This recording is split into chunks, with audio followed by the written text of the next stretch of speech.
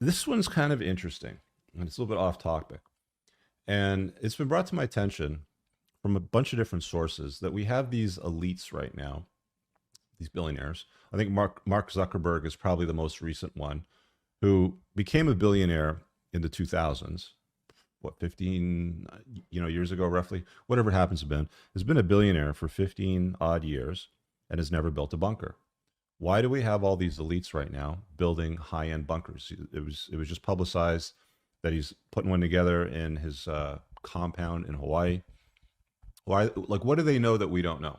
Is a question that I'm asking. This is just something that I've noticed buzzing about lately, and it's forced me to ask questions like, what about the preparedness for myself, for my inner circle, for the guys in my community? So I have some conversations to have about that, but I just wanted to table this as an observation that I noticed this past year. We've got a lot of these very wealthy people right now publicly admitting that they are building bunkers. Call them whatever you want. The shit hits the fan. The next invented item, whatever it is, what do they know that we don't know? Or is it just that they're sitting on so much money, they're like, fuck it, I'll build $1 million bunker or $10 million bunker, or whatever it happens to be that they're putting together. It raises questions, though, right? The other thing I've noticed this year is there is no letting up. People always ask about trajectories and curves and predictions and stuff like that. And there is absolutely no letting up. In fact, the push has become harder on the pussification of the West. I have a video on the Entrepreneurs and Cars channel that I did 7 years ago where I predicted this, where I saw the general pussification, the softening of the Western male starting to occur. You can go back. It's on the YouTube channel. It's on Entrepreneurs and Cars, and the title of the video is "Why Are Western Men So Soft?" And the picture in the thumbnail is the pussification of the Western male. It's a Google search. You can't miss it. So I predicted this, whatever it was, 7 years ago. This push is getting harder and harder every single year. We're seeing men get softer and weaker. We're seeing obvious signs that testosterone levels are dropping, estrogen levels are climbing. More men are shaped like pears. More men have female breast tissue. More men are, they got fat around their gut and nothing going on, the rest of their body.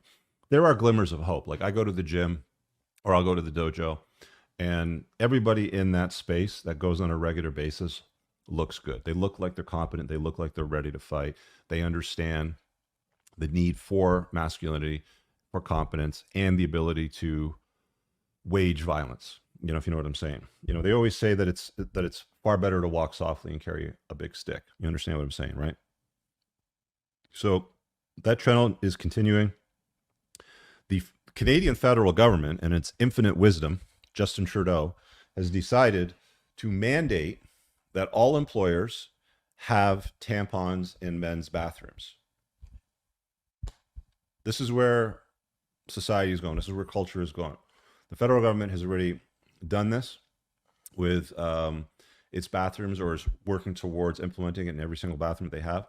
But as I understand it, the mandate has extended to employers as well, where they'll be forced to offer female sanitary napkins to men in the bathroom.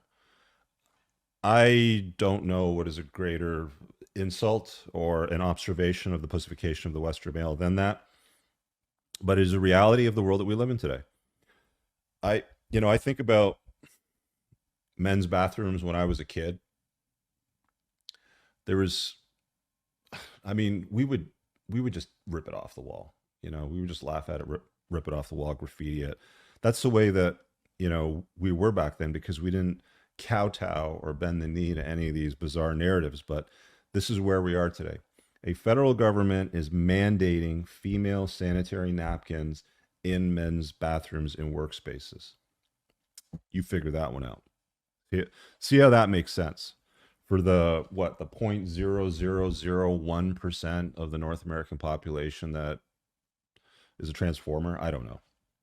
You figured out, and you tell me.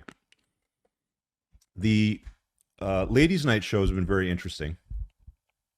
I did a year-end recap with Moff, and we had an awesome conversation about some of the reflections we've had in the past year. And I think it's worth mentioning as well, since a lot of you guys are calling in and asking questions about your issues with dating and relationships and that sort of stuff, that there is a very strong push as well on the opposite side of the spectrum. You know, like I said, there's a softening of the Western male.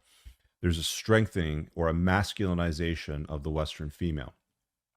Even women that come off as conventionally feminine, and you'll see them in the ladies' nights cast. Long hair, makeup, you know, the optics of femininity, beauty, you know, hips, waist, push-up bras, all that sort of stuff.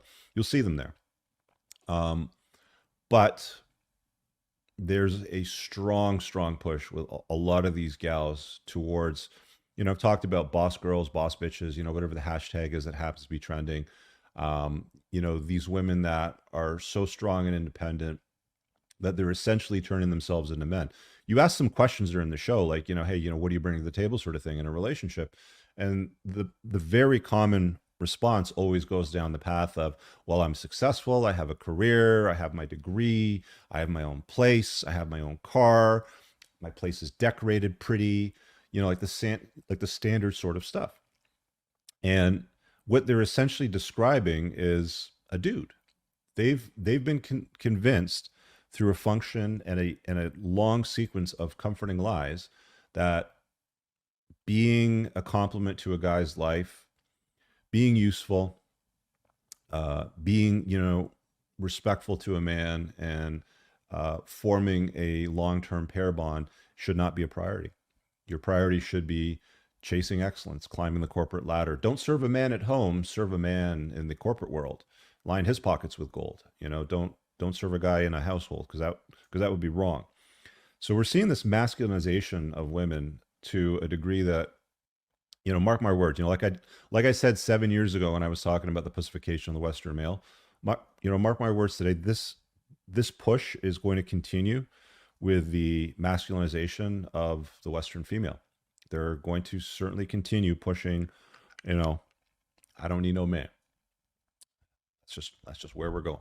I really hope you guys enjoyed that clip. If you want to watch the full-length podcast, you can find that over here, that clip's from. If you're newer to the channel, make sure you hit subscribe over here, and pin down below in the top comment, you'll find a bunch of useful links to my website, my supplement line, books, and a bunch of other stuff. Have an amazing day. Peace out.